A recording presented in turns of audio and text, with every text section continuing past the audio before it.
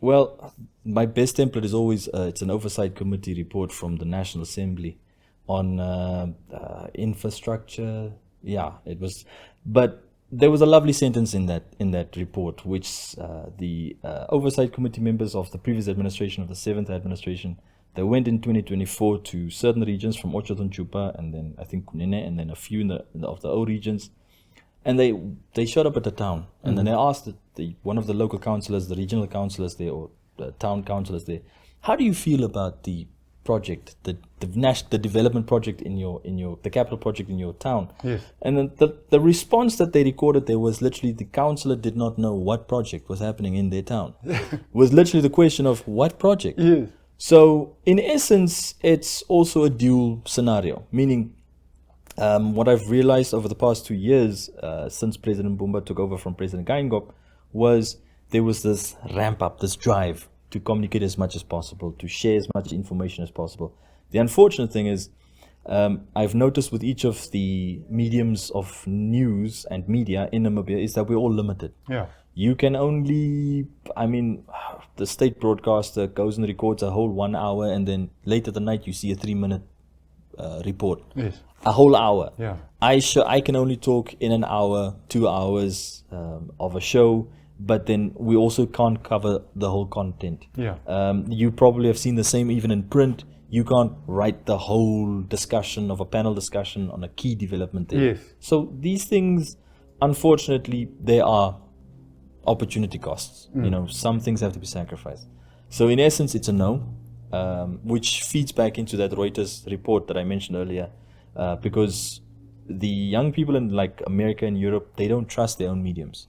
But I've also noticed that there's a lot of narratives being driven. Okay.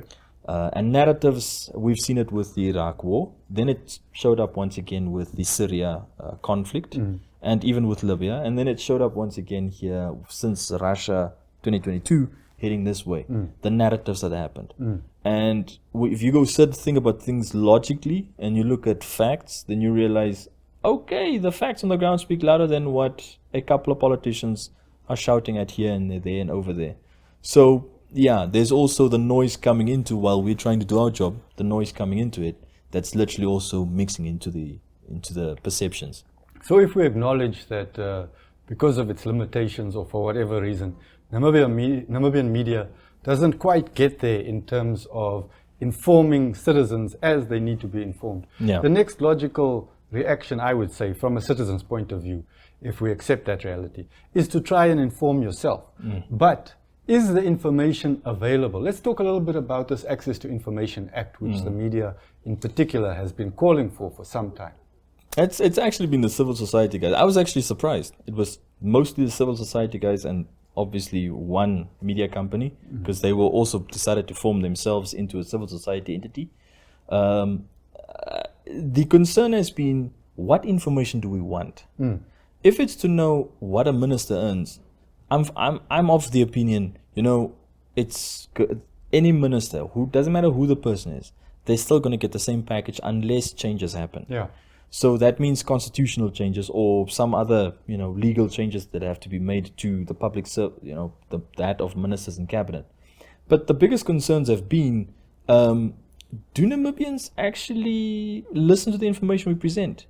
I mean, the biggest concern has been, like in our case, in the radio station that I work for, we are literally the only talk radio station. Yes. We don't play music, but have you ever done a little exercise of talking to other people who listen to other radio stations? They switch off the radios in some cases when they listen to music, when it's just music playing. Yes. So which also shows you that even in my medium, there's an uphill battle. If you go to South Africa, Johannesburg is a talk radio station, a couple. Yeah. Cape Town, a couple. Durban, a couple. Pretoria, a couple. I don't know if there are stations in Pretoria, but I'm just assuming. Yeah. Bloemfontein has one. And it's both private and public. So South Africa is always the template I fall back on because it's healthy. Yeah. It shows you the vibrancy. South Africa is also the stark reminder to the print media of what happened to their print media. Yeah. The likes of, what was that one's name? The Mail and Guardian, who literally slashed jobs in 2024. They technically closed down, I think. And then it's just a few of the other Johannesburg-based print entities. I don't know if the Cape Argus still exists. I can't tell you. So do you, so I closed my eyes at some point. yeah. So It's and painful. and you know what's the scary thing? Yeah. We don't hear about the impact of what is happening to the print media Yeah. sector, and South Africa has been bleeding, specifically print media journalists and reporters. They've been bleeding jobs there. Yeah. These guys have got to find themselves at TV stations, and they had to adapt to broadcast. And South Africa is number one on the Press Freedom Index from Reporters Without Borders. But you know, there wouldn't be a Press Freedom Day at all without the Windhoek Declaration. Yep. Namibia has stood and made a difference, and there comes a responsibility with that stance. Yeah. The responsibility, factoring back into what the question that you highlighted from the president's speech or the president's statement, is one based upon how do we balance the information bubble.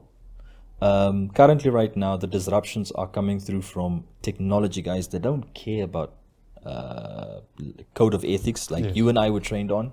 Yes. They don't care about don't use deep fake technology to superimpose your face onto someone else's face or that of a woman on another woman's body, you know, in those scenarios. And even the weird things have now popped up about AI. For example, the threats to children or minors Yes. are also big concerns, and nobody is addressing the technology guys, but everyone can address us, which is very weird. But yeah, we're video with the press. Yeah, it's a We're bit, right there. and I mean, with even this. And I think that can bring us to a maybe a very serious note to end on, which is the danger of being in the press, especially worldwide. You know that last year there was 128 journalists killed around the world, mostly in conflict zones. And I'm thankful that here in Namibia we are not in a conflict zone. yeah, although we're not close to one. Yes. Yeah.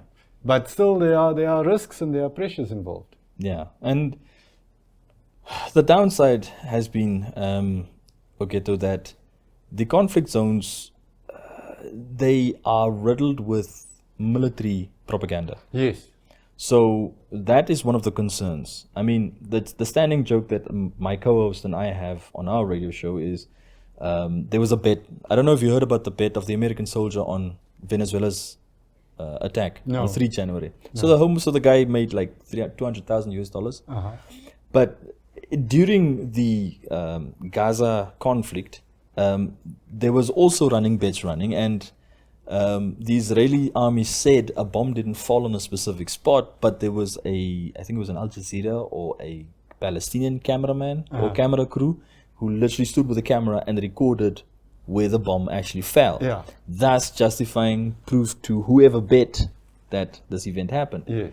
And he became a target just because of a bet, a financial bet, which to you and me, if we know about the history of cricket, what Yeah. happened to, what's his name? The South African captain, Hansie Cronje. Cronje, Yeah. because of match fixing, Yeah. that literally sounds like match fixing. Yeah.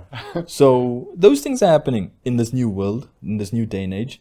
The concern still is highlighted there in terms of we can have all the moral high positions, but currently today it seems like people are more interested in, okay, what are the facts on the ground, who is saying it, and who's reporting on it? Because even the billionaires are buying into newspaper outlets in the US, and they're now sort of like stifling on certain information Yes. that's taking place. So yeah, it'll always be there.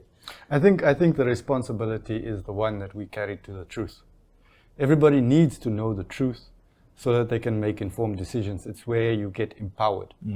But the truth is a very dangerous commodity as much as it is valuable.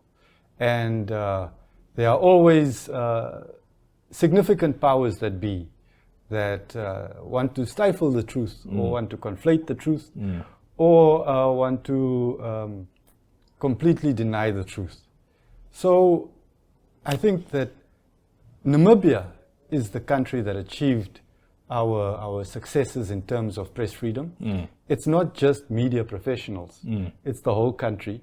And I think that our president's words should be taken to heart by everybody.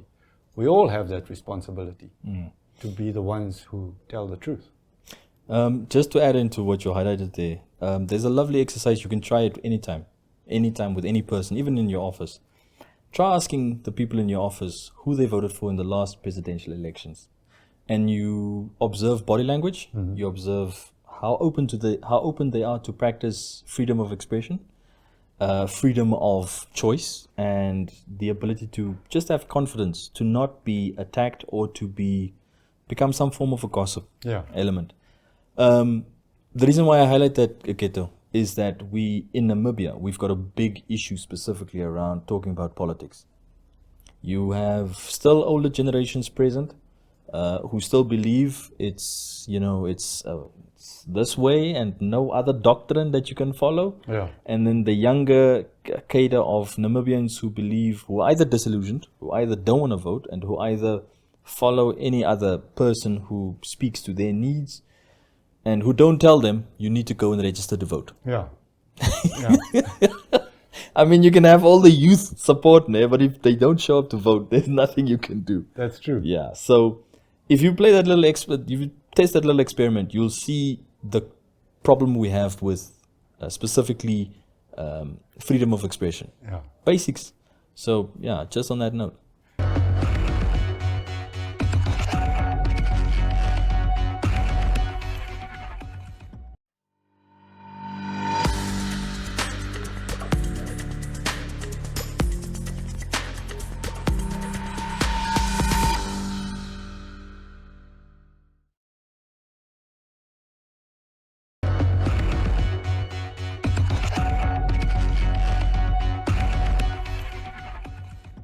Just something what you just said, we were recently basically engaged with the communities in Kunene regarding the dam. Yeah. But International Rivers has a relationship with those communities since over 30 years. Okay. Because International Rivers was a supporting partner to the communities there when Ipupa Dam was, debated amongst the Namibian public in the 90s.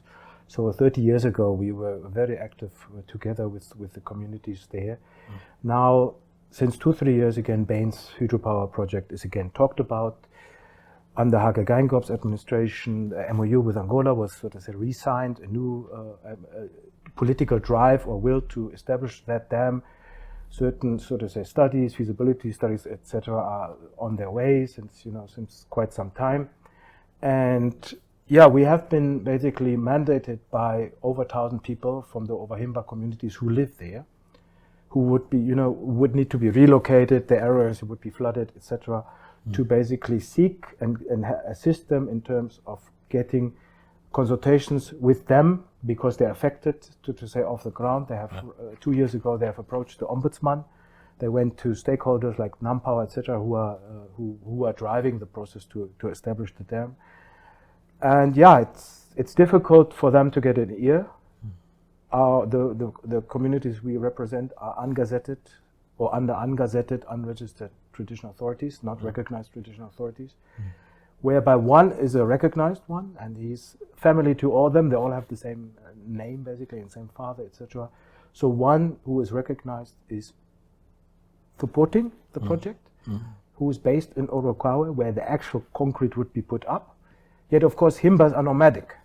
Meaning you are not necessarily living only when I meet you today, wherever I meet you, you have a bigger landscape which you call your own in terms of your customs, etc. So there is a big area which would affect communities who are not necessarily living where the dam is, but where obviously everything would be flooded. So those ones have a hard time to find ears and raising their voices to the developers here with the government. And we initiated basically a trip for the ombudsman to go there and speak to the community, to hear for himself, and basically maybe assist them in some way, for the way forward. Okay. So the noise, which you could call it maybe, which is being made, hopefully, potentially, is big enough that actually people who are developing this project and are behind that project, that they actually reconsider their stand at the moment, because our ungazetted chiefs or traditional authorities are ignored. Yet there are still community leaders. There are still each and every individual from those communities have a right to be consulted, and that's kind of what we're fighting for. The problem is, if you're not consulted, you don't even know what you're for or against. So currently they're against it because they don't know what it is. So we are blaming them for being, you know, whatever, anti-development and whatever. Yet, how can you blame them if you don't consult them together with them what they actually would want to see in their area, you know, achieved? Yeah. No, thank you. The proposed project, because Namibia is always, lauded and commended for having one of the most environmentally sensitive approaches to things. The dam, is it being constructed in a manner that the communities oppose? Or is just the fact that a dam, no matter how sound the engineering and sensitive to the environment, they say no? There are two aspects to that. Yeah. One is, as I already said, if you are not consulting me, I don't know what you're even planning, right? Yeah. Yet it is known worldwide that dams have a very detrimental ecological effect. And with the Ovahimba, their life on the land they walk on, their life and their identity, their human beingness, so to say, is linked to the nature. Yeah. They are, you know, you can't separate the land and the nature from them. Now imagine you are a community who's like that, an Ovahimba community. You are living at the Kunene River. Now you're basically your identity is being taken away because suddenly the river isn't flowing. Let's say you live underneath the dam. Yeah. You obviously need water to feed your goats and do a little agriculture, etc. Imagine, take the flooding we had recently. Ruacana opened its floodgates. You can't do agriculture on that kind of basis where there is suddenly a lot of water flooding everything and then it's gone again and so on. So we have a change in terms of the ecological system there, which would even be further climate change, drought and so on. So rivers don't necessarily always flow, meaning the energy you want to produce is actually not even being produced. 30 years ago, when Ipupa was debated, we didn't have solar energy so much developed. It was costly. Yeah. Imagine we can now use solar wind, decentralized and actually cheaper than 30 years ago, and give it to the community who are living there. Yeah. So access to energy cannot be an argument because we could get it cheaper and less destructive to the environment. Yeah. Consider our president calling the fish sector being in a crisis. 1/3 fish species is depleted. They all feed on each other. Where do they breed? In the Kunene River Delta. So if we stop the water flowing, will the fish still be breeding there when there's no water, or kind of, you know, not running continuously like over the whole year? We don't know. Yeah. So there is scientific sort of research to be done when we want to also protect our economic commercial fish sector. Yeah. Certain species lay their eggs there. So, and that's not even about people, right? So that's kind of just economic sectors like out there with fishing sector, etc. But we should not jump the gun because we had an idea 30 years ago. And by the way, of course, the idea is not old, not so new. The people we work with do recall Ruacana being built. The people in Omuhonga, which we have met with the Ombudsman in April, they have graves under Ruacana Dam. Yeah. There are people who can tell me, look, my uncle's grave is under this Ruacana Dam. So the nomadic aspect of the Himbas, we should not diminish. They're really walking far distances. Yeah. We could say, is that fair that you have so much vast ancestral land and I don't? Well, life is not fair. But it is true that those people have connections to the land different than me, let's say, from urban Windhoek. Let me say like that. Maybe I have a different, way. But if you take the nature and all this identity and the heritage, the culture, away from them, how they're going to be still Ovahimba, basically. You're stealing who they are. Absolutely. And one thing also, I think what is sometimes laughed about graves and so on, I can see people chuckle, come on, get serious, promote the development, and graves are not so important. Yeah. Graves in the Ovahimba culture actually have a different meaning than in your Oshivambo speaking culture or Oshiherero, etc. Graves determine, it's a land certificate, which gives you, my grave is older than yours, for my ancestor and so on. So it basically gives you a right to the land. Yeah. Now, the communities who are for it and who are against it on the same area, they are all from the same family. Yeah. So it's tricky because some want development and hope for jobs, employment when the sum is constructed. Yet really, it's people are not consulted and they need to. They have a right to that. I understand. So, as a country, how must we navigate these issues? Because if you have a government that can come to my village, me as a Nashvama speaking person, and I'm told my local new town is being expanded, I must move, or there's a road that must pass through my Mahangu field and therefore I must make provision for that. I am expected to heed to that call, but another community that has equal rights as myself in terms of the Constitution, they must be treated with leniency than me. How must I take? How must I take? No, that? you need to negotiate for compensation. Yes. You are affected because the road would go through your plot, Yes. because the village X is extended. Yes. It's your right to say no, and of course it's also your right to say, okay, on the condition of ABC, Yeah. I'm going to say yes.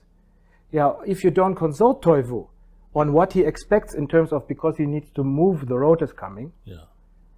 we need to negotiate with Toivu what will he want for compensation. Yes. But if I don't talk to you, how do we negotiate your compensation? I cannot finalize the matter without you being involved, isn't it? 100%. So what the compensation is for me being relocated because I live in an area where the dam, that is something you need to negotiate with me at the end of the day. I can't answer the question, what is the outcome, because that is based on the negotiation. If you offer me a nice plot somewhere else and I'm happy that I move to Sesfontein or whatever, it's up to you. But if you don't consult me, Yeah. I don't know anything. I understand. So that's the problem, that some people are consulted currently and some are not. Some are not. And the pattern seems to be those who are against it, Yeah. or allegedly against it, are ignored, and those who are, because of certain structures, political party structure, etc., they are engaged with. Yeah. Just briefly, before we go for a short break. Now, for those who have never visited the site, they don't know how this area looks like and all that. Is it a situation of a dam being put in front of the communities such that water coming from the other side will flow into the dam and not reach them? Or, because you spoke about flooding and all these kind of things, or physically, what is it that they are opposed to, that will happen? It's both. I mean, once, imagine there's a dam and then obviously the water is being built up. It's going to be stretching over 48 kilometers, in front of the dam. So that's a huge area going to be flooded permanently, meaning whoever lives there needs to move on the Angolan side and on the Namibian side as well, right? So they need to negotiate compensation of some kind. I mean, that's ideally what should happen. But then there are, of course, people who live underneath the dam, where suddenly the water you normally had in the river would be blocked. Those ones are very hard to reach. I would even suggest by helicopter, because the infrastructure there is very bad. And like you said, certain developments need to be coming, and like a road and so on. They are not against all of those things, but they need to be negotiated. They're not saying, look, the road, we don't like the road. They have a right to access to education, health facilities, all those things, like any Namibian as well. So the road is not a condition because, like, you're getting the road if you say the dam is okay. Yeah. The road should come anyway, regardless if the dam is there or not. So some of the communities underneath the dam, when it would be built, they would have a problem with actually water suddenly being dried up. And there's one community called the Marienfluss constituency, for example, in the conservancies there. They are also riverine, but obviously their water comes from the Kunene River. Now, if that stops flowing. On the other thing, in terms of the environment, I forgot one thing. Dams are known to, corruption is always linked to dams. We have also an example recently, so to say, or in the rather recent history of Namibia, Marienthal, right? The costs were not what was promised initially. So there's a lot of, it's a mega project, so there's a lot of money to be made, and then price fluctuates. So we will have debt, which all Namibians will have to pay back. And we will have potentially someone, engaged in corruption. In that sense, there's another problem. So in terms of, is it fair that we know we are dependent on imports from energy from South Africa? Yes. That is the drive why Namibia wants this. I understand that, and that is something we need to look out for, to reduce our imports. That can be done cheaper and with less, environmental harm by, for example, solar and wind. You know, it's of course it's a bigger picture. It's Cape Fria is going to be then pushed forward because it's close to the Bates Dam. The road will lead to Cape Fria.